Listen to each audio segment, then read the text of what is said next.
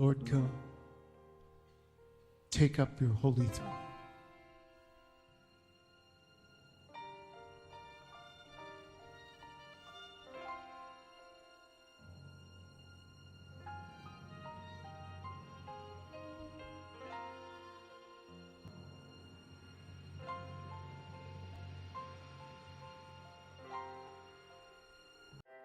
Olá, queridos, amados do Senhor Jesus Cristo, queridos e amados irmãos de Nova Aliança, do Grupo Mensagem do Pastor, do Púlpito, queridos e amados irmãos que me acompanham pelo canal do YouTube, muito bom dia. Quero desejar a você um dia alegre, feliz, pleno, cheio da presença do Senhor. Amém, queridos? Amados, como é bom, né, nós acordarmos de manhã e termos assim aquele espírito unido à nossa alma, né? Não qualquer um, claro, né? Mas o que nos dirige, o que nos consola, né? O que nos dá ânimo, né?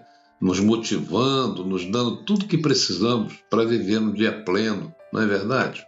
Isso é muito bom. Pois é, eu estava aqui lendo o primeiro livro de Reis, no capítulo 19, a história de um homem, né? O profeta Elias, que teve, eu diria, uma ruptura emocional que quase levou a ele à morte, né? Ele desejou, inclusive desejou isso, né? Então, meditando um pouquinho nessa história, veio à minha mente pensamentos sobre esse assunto, né? Que eu gostaria de compartilhar aqui nessa breve mensagem, até porque muitas pessoas estão vivendo, se não o mesmo colapso emocional, uma reverberação, né? Que eu diria de alma, que com certeza precisa ser estancada, né? E detalhe, isso pode acontecer com qualquer um, com a mais experiente pessoa, independente da idade, da ocupação, né? Então, voltando ali à história de 1 Reis 19, nós vamos encontrar Elias, né? Que embora fosse um homem de Deus, um profeta, né? Alguém que se dedicava a cumprir a missão de Deus junto ao seu povo. Ele chega um determinado momento em que ele se cansa, ele se frustra, né? E ele sente uma dor na sua alma, a solidão do caminho. É isso mesmo, às vezes nosso caminho, nosso ministério, nossas atividades nos lança na solidão. É incrível, né? Mas é verdade.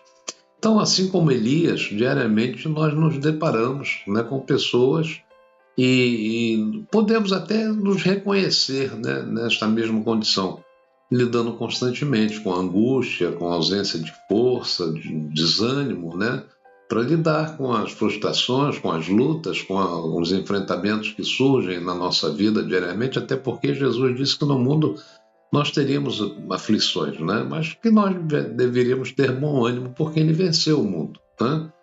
Não significa que nós vamos vencer também a cada luta. Nós já somos vencedores através de Jesus, né?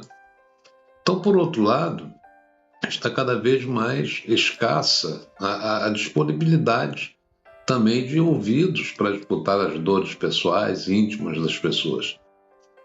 Nessa sociedade que a gente vive hoje, né, o ter é extremamente importante, né, para ser. Então, sofrer significa perder algo ou deixar de ter. Logo, né, a sua identidade se desfaz e a pessoa deixa de ser alguém, né? Perde a razão da vida e, na busca de resolver suas dores, encara um extremo muitas vezes, né? E a vida chega ao ponto de querer renunciar, como foi com Elias, né, nessa história, e a morte aparece como uma alternativa de solução desses dilemas, né? Dilemas existenciais, né? Então, a gente vê hoje muitas notícias pelas redes, pela televisão, que mostram que há um número crescente de pessoas, incluindo muitos jovens, cometendo suicídio, né? Dentre as muitas questões estão o fato de não se sentirem compreendidos, desprezados, frustrados nas suas expectativas relacionais, né? Se sentem só, embora conectados, né, a milhares de amigos pelas redes sociais, até na escola, enfim, nos grupos, né? Exatamente por vislumbrar o quê? Uma vida feliz. uma expectativa, né? Então, as pessoas têm expectativa, desejam retorno, né? E muitas vezes não conseguem lidar com as suas próprias dores e frustrações e não encontram, né, pessoas prontas, dispostas a servirem como canais de ajuda. Então, aqui no caso de Elias, ele contou com um anjo enviado por Deus, né, para ser seu ouvido, dando a ele o que ele precisava naquele momento, água e alimento, né? Hoje a gente tem a palavra de Deus nos diz que Jesus é a água da vida e a sua palavra é alimento. Então nós precisamos tomar da água da vida e nos alimentar da palavra, né? Naquele momento ali com Elias foi físico, né? O seu físico foi restaurado, Deus se manifestou nos elementos da natureza, ou seja, vento, fogo, terremoto, e depois uma brisa suave. Isso tem um sentido, né? E após um momento na caverna, aquele profeta recebe um novo olhar para a sua caminhada, né? A presença do Altíssimo, do Senhor, é percebida na brisa e nas turbulências, né? Há desafios para Elias após a caverna, né? Deus lhe dá o caminho e toda a instrução, além de mostrar a ele que ele não estava sozinho naquela situação, que outros milhares de pessoas sentiam as mesmas dores e tinham os mesmos medos e passavam pelas mesmas lutas, né, pelas mesmas provas. Então, olhar para fora da caverna, isso é olhar para fora da caverna, né? Ressignifica o sofrimento de Elias e lhe dá um novo sentido, né, para viver. Deus não corrige o Elias solitário e triste, mas contrapõe a sua solidão, mostrando a sua história, atribuindo valor ao seu passado e especialmente o seu comprometimento com o futuro. E é assim com a gente. Então, assim como Elias, você também é importante, né?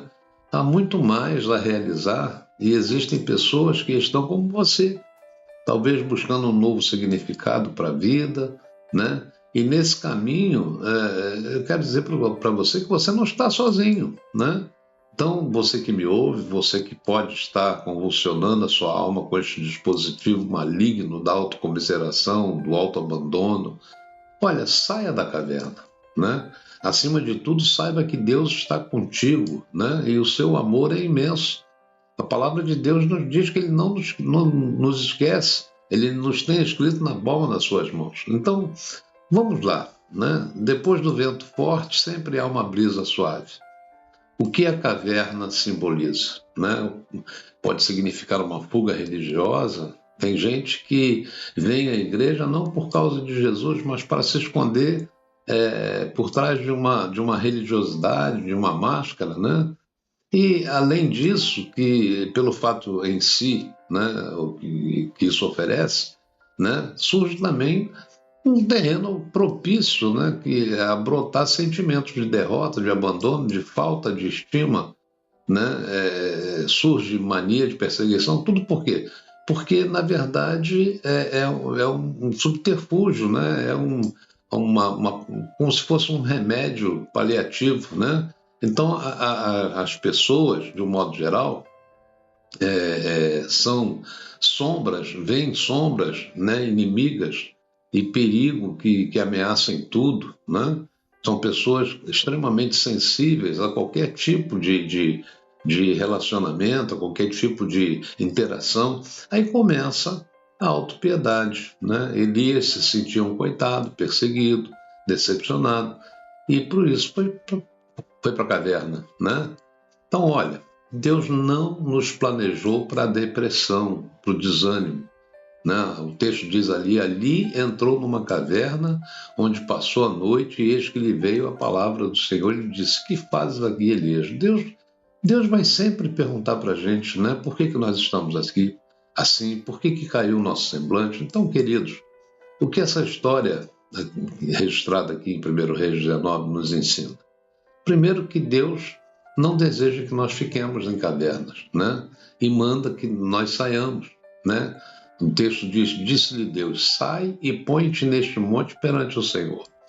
Segundo, se permitirmos que esse sentimento cresça em nós, nós vamos ficar deprimidos, né? E quando isso acontece, não ouviremos a voz de Deus, né? E ali no caso de Elias, Deus precisou usar o seu poder, né? Para que Elias o percebesse. Diz o texto lá, depois de um terremoto, depois de um fogo, depois um ciclo tranquilo, Deus não estava no fogo, enfim, né? Quando nós desistimos, nós perdemos a unção, né? Perdemos a sensibilidade de ouvir a voz de Deus. E Deus disse para Elias, olha, sai, volta ao teu caminho, né? Vai para o deserto de Damasco e lá tu ungirás, ou seja, a autoridade de ungir voltou à alma de Davi, a pessoa de Davi, não, de Elias, melhor dizendo, né? Então, saiba que Deus está sobre os nossos inimigos, nós precisamos crer, além de que os nossos olhos podem ver, e a ansiedade deve ser lançada nas mãos de Deus, né? Lançando sobre ele toda a nossa ansiedade, porque ele tem cuidado de nós. Está lá em 1 Pedro 5, né? Então, concluindo, nós não podemos nos deixar levar pelos sentimentos da carne, né? Os que geralmente querem nos fazer parar, desistir de lutar. Se entregar à depressão é falta de fé, irmãos, é falta de confiança em Deus.